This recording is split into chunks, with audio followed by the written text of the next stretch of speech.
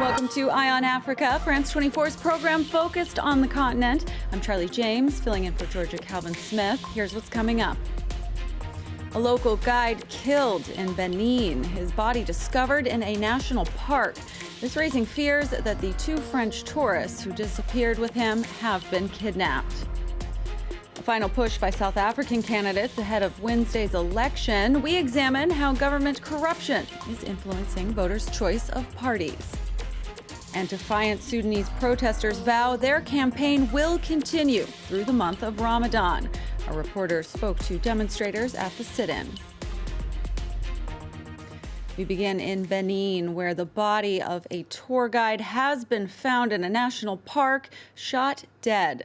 He had been accompanying two French tourists when all three were reported missing last week. The fate of those tourists is still unclear. Nicolas Germain has the latest. Tourist guide Fiacre Beji's body was found on Saturday in Penjari National Park in northern Benin. It's one of the few areas where wild animals can still be seen in West Africa. The two French tourists he was with have been kidnapped, according to our correspondent.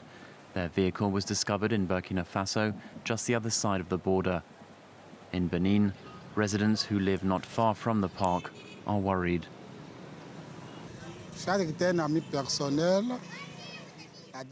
The guide was a close friend.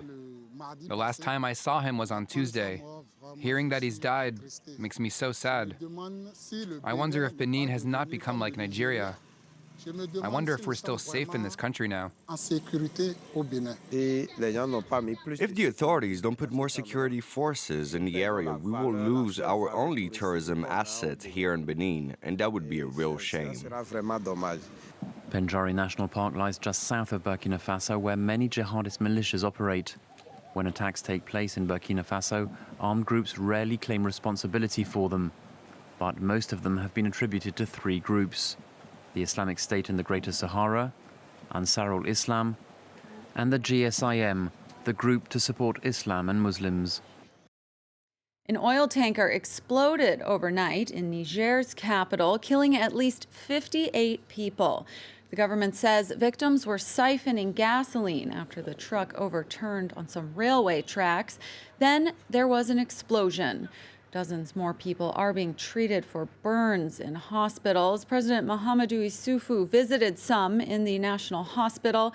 Meanwhile, the Prime Minister and Interior Minister visited the scene of the accident near the international airport. Less than 48 hours until South Africa's general elections get underway, but some people, including the elderly, are able to vote early. Monday, anti-apartheid crusader Archbishop Desmond Tutu cast his ballot in Cape Town. At 87, the Nobel Prize winner is in fragile health and took part in special voting. Electoral officials go to the homes of those unable to get to the polls. Campaigning for the elections reached a climax Sunday with mass rallies held by the ruling ANC party and one of its most potent challengers. The ANC has lost support in recent years due to a spate of scandals, but President Cyril Ramaphosa is pledging to crack down on corruption, and that is a key promise for many voters. Caroline Dumais and Aisha Ismail report. He gets a hero's welcome. Since his predecessor Jacob Zuma stepped down, Cyril Ramaphosa has been acting as the ANC's knight in shining armour. At every single rally, he swears he'll eradicate corruption to the delight of his followers. The president is dealing with it. It's not like corruption is swept under the carpet. It's spoken about, and there are things that will happen to those people who stole money. So the ANC is trying to clean its house. So that is a hope for South Africa. New scandals emerge on a weekly basis. The country is awash with reports, investigatory commissions and books decrying the supposedly ever more corrupt dealings of ANC leaders. The latest work, Gangster State, paints a lurid portrait of Ace Magashule, Secretary General of the ANC. As the number 2 of the ruling party, he's pocketed millions.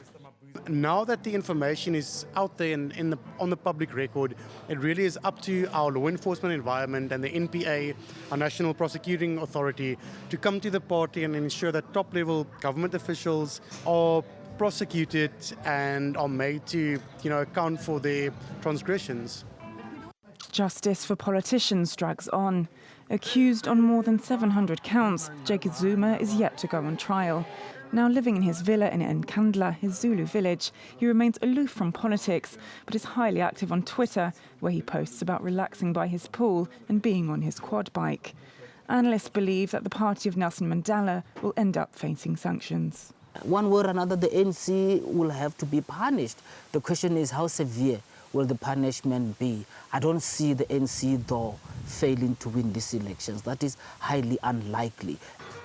With every election, the ANC loses a little ground, but its supporters are once again ready to overlook these misdemeanors. Human Rights Watch condemning Cameroon's government, saying it regularly tortured and illegally detained English-speaking separatists. The group is urging the United Nations to put the situation on the top of its agenda. Anglophone separatists want independence in the southwest and northwest regions of the country. They believe the French-speaking majority discriminates against them. Since 2017, fighting with government troops has killed hundreds and forced nearly 500,000 people from their homes. Now, Human Rights Watch says it has documented cases of security forces severely beating detainees and using near drowning to extract confessions. Protesters in Sudan vowing to continue their sit-in during the holy month of Ramadan, which began Monday in the country. Thousands are prepared to fast over the next month while keeping their revolution alive in front of the army headquarters. Our reporter in the capital, Julia Steers, spoke to demonstrators. It's 3:30 in the morning, and some protesters are sleeping in front of the army headquarters in Khartoum.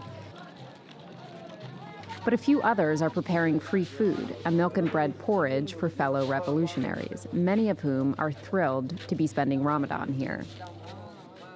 It's the first time that we do this in Sudan, that Ramadan is an outdoor sit-in with other people. It's really pleasant. We will not feel any difficulties because we're all together. At 4 a.m., many go to the mosque, where the imam urges them to stay motivated. اللهم يا أكرم الأكرمين احفظ اللهم هؤلاء الثوار المناضلين الأحرار يا رب العالمين. The sun is just up and the temperature is already over 35 degrees. They have to be strategic to maintain the momentum of their fight. Mid-afternoon, the sit-in is unrecognizable, nearly deserted. The only activity is preparing the evening meal.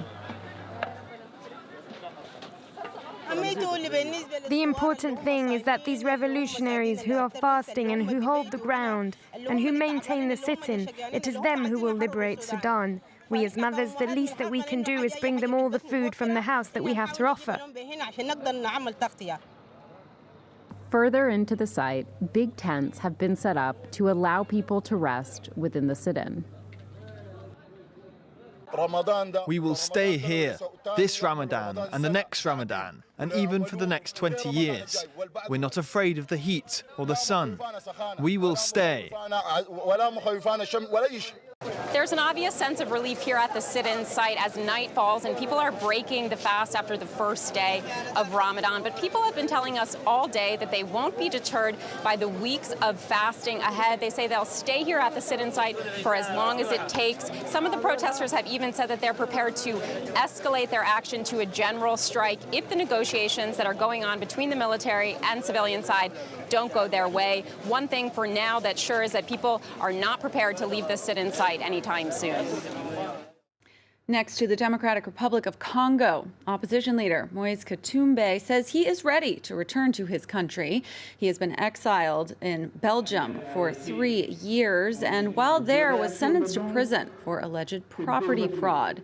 But last month, a court annulled that sentence, making Katumbi free to return. And with his political enemy, Joseph Kabila, no longer president, Katumbi told France 24's Mark Perlman his plans are set. The reason for which I came to do this interview today is because I'm returning to my country. I want to go back, and I'm going to give you the date. On May 20th, I'll be in Lubumbashi to be close to my people, to console the families who were treated badly. I was abroad, but they lived through hell. So overall, I'm going to console my people. So it's absolutely certain that on May 20th, exactly 3 years after you left, you will be in Lubumbashi in your country? It's certain. On May 20th, I will be in Lubumbashi. And finally, Kenyan world record holder Eliud Kipchoge will once again attempt to break the 2-hour marathon barrier. The bid is being funded by Britain's richest man and could take place this fall in the UK. Last year, Kipchoge lowered the world record by an astonishing 78 seconds when he ran the Berlin Marathon in 2 hours, 1 minute, and 39 seconds. In 2017, he ran an unsanctioned marathon time of 2 hours and 26 seconds. Here he is announcing his next attempt. The secret is believing on the challenge. The secret is trusting on the challenge. The secret is believing on myself that I can do it. And the secret actually is trusting that I have capability to do it. That's all for this edition of Eye on Africa, but do stay with us here on France 24. There's more news coming up next.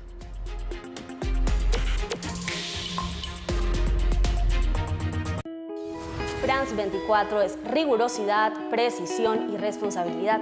Somos una familia comprometida con el periodismo y la verdad. C'est une des seules chaînes d'infos où on nous laisse jouer en plateau avec des Legos, avec des robots, avec tout un tas d'objets. We take a return ticket to revisit some of the key people and places of the last 50 years of world television news. على فرانس 24 يمكننا أن نحاور أصحاب القرار من العالم في كل الميادين ولدينا المساحة لكشف ثنايا مسيرتهم. Aquí en France 24 tenemos a varias personas de distintos países, algo que es un reflejo de cómo es Latinoamérica, con culturas muy distintas. Y allí es muy bonito encontrar que en el deporte todos tenemos algo en común. Les femmes, elles sont souvent victimes de l'actualité internationale, mais ce sont aussi des actrices majeures de la géopolitique. Et d'ailleurs, on en parle dans France 24.